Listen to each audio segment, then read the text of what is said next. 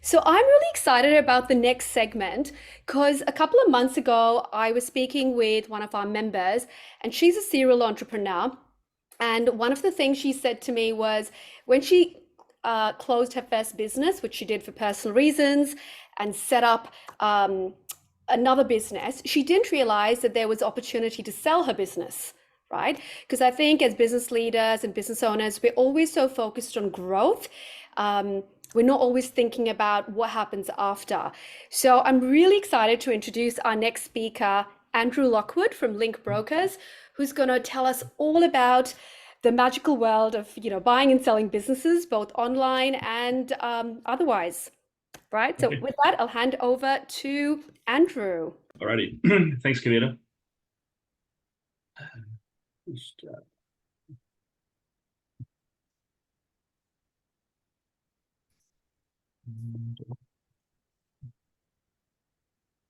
Did you want to share a screen or something? Yep. I'm just doing that now. Okay. Okay. Can you all see my screen there? Okay, great. All right. Can you all hear me okay? Wonderful. Okay, so look, yeah, today selling your business, and I put in here for the best possible price because, if you have a business, presumably you want to try and maximize the sale price when it comes time to sell.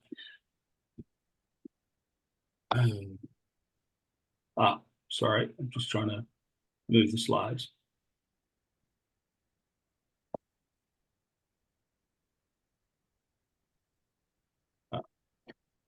Apologies. Oh, here we go. So look, yeah, I've sort of divided this into about 6 different sections here. I don't think we're going to have time to get through all of these. In fact, I know we won't, because even when I spoke about the first section here on maximizing business value, I sort of timed it at 10 minutes. So anyway, we'll see how we go. But yeah, these are the sort of key things to look at. So I took this quote from an accountancy firm called William Buck. They're like a second-tier accounting firm. They run these exit surveys every year of business owners.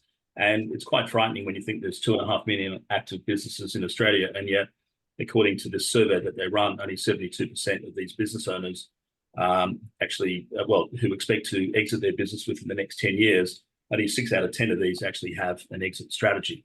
And so this survey was taken across a range of different sectors, including professional services, health, manufacturing, retail, wholesale, with revenue of less than 10 mil. So really accounting for a large number of business owners in Australia, and yet a lot of these people don't actually have an exit plan. So very key, I think, to have an exit plan, especially if your business is probably the first or maybe the second most important asset after your house, if you have one. So therefore, you want to try and maximize that return and the reward, because it could well be the last paycheck of your career. If you're retiring, for example. So it's good to have a plan and to plan as far ahead when you think that you might be wanting to sell your business down the track. So the most common reasons for selling a business, obviously retirement. You've got debt, you've got loans that need paying, you've had a marriage breakup, you've had a business partnership breakup, you've got health issues of some kind, or you've got some other investment opportunity or other things you want to do with the cash. So essentially, your motives for selling and also the timeline, your need as a seller will also affect the multiples achieved. So if you're looking to sell your business in a 2 to 3 month period because you need the cash quickly, or you've got cancer and you've only got a few months to live, then you're not going to achieve a great sale price, because typically it takes around 6 or so months at least to sell a business, which is a good business, and to, I think, get a good price for that. The longer, in a sense, you can wait, is also the better. So, when we come to sort of value business or put a dollar value on it, when someone says, "Hey, what's my business worth?" We look at the financials, we look at obviously the revenue, the expenses, the profit. We also look at things such as add backs, so depreciation, interest. Maybe you've run some motor vehicle expenses through there as a business owner. Maybe you've taken your family on a holiday overseas. That's personal travel. So you want to try and be able to sort of delineate those expenses, which are not business expenses, and then we add them back into the profit. And often when you do that, you'll see that there's an uplift in in what the real profit would be for a new owner who's coming in to take the business over. So, but yeah, so that's one thing. But equally to macro conditions, what's going on in the economy. Is there a recession? Is there not? What are interest rates like? And as you know, at the moment, they're relatively high. And so therefore that impacts people's ability to borrow money from a bank or from elsewhere. And so therefore it means they can't pay as much for a business if they want to buy it. So therefore the buyer competition is reduced. The seller doesn't end up with as much. Equally to, some sectors and industries, a flavor of the month. Some are not. It's cyclical. So, F45 franchises were really popular a few years back, and now, it's gone. It's out the window.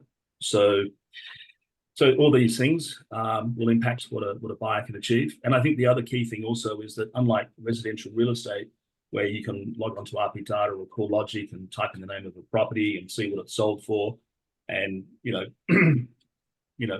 an idea as to what the house down the road sold for, etc. It's a comparison.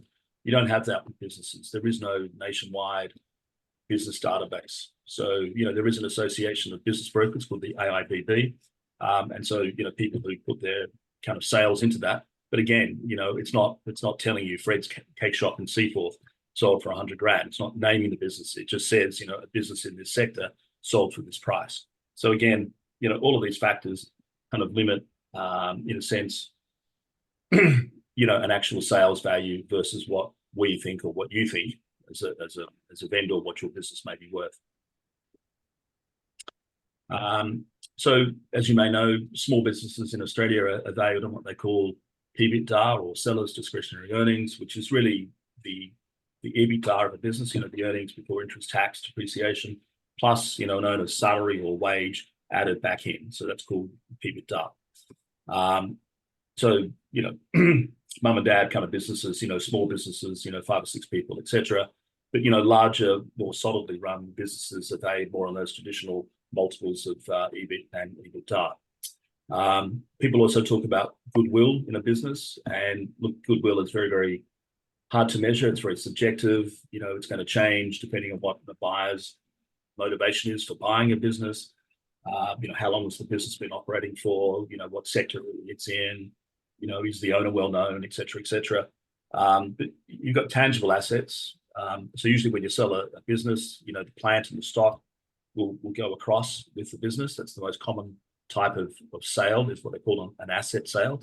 You can have a share sale where an owner buys a company and all the shares in that company, and it kind of continues carrying on as that company. But most transactions in Australia, especially in the SME space, are where a buyer comes in and buys the assets of a business, and then they transfer those assets into a new business name and carry forward. I just want to make sure we open up questions as well. So while Andrew's presenting, anyone have any burning questions they'd like to ask Andrew? Just throwing it out there. Yeah, or say to the end, whatever you like. Yeah. So I think there's a key slide here. I think in when you want to improve your sales value, you've got to look at the profitability of your business. There is this thing called normalization, where you look at the figures over, say, a 3-year period, and you take an average of the profit over that period of time. You want to make sure that your financials are clean. So again, if you've been taking money out of the business, for your own personal use, you want to be able to sort of delineate that and say, hey, this is personal expenditure.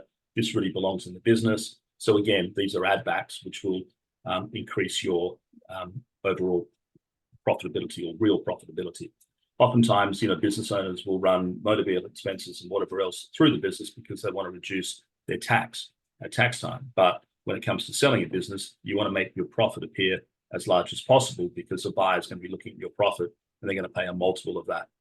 So, it's all legal, but the thing is, you've actually got to be able to delineate that and actually have the records to back it up, to go, hey, that's a personal expense. That 10 grand over here, that's personal, that wasn't business. So you as the new owner, you won't be incurring that expense going forward. The other thing also is, if you can, have systems and processes, manual, you've got your staff who know what's going on. Really, you want to be able to show less reliance on you as the owner.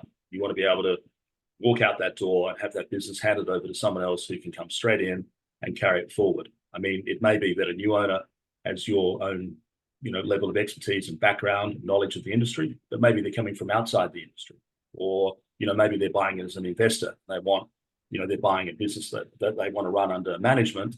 Then, if you have those processes and systems, locked down and accessible, that's great for them. Equally too, if you've got key clients and suppliers, you want to make sure they're locked in to long-term contracts if you can. You want your key staff, locked in and incentivized to stay with the business. And again, probably the last couple of points here on this one is that, consider the finance structure of the sale. So if you want to maximize your sale value, you might want to look at offering a purchaser what they call vendor finance. It's where you effectively say to them, look, you can buy 20, 30%, maybe even more if you want to. You can buy this business off over a long period of time. And so you enter into a separate agreement to the sale contract, and they agree to pay you, the sum of money every quarter or 6 months or 12 months, and you attach, a chunky interest rate to that. So you can often achieve more for your business doing it that way. Or equally to what they call an earn-out. So you might agree to stay on with the business for a couple of years. The new owner then incentivizes you and says, hey, giving you $1 million for your business now, but in another couple of years, if the business has grown and we're making more profit, I'll give you another 500 grand.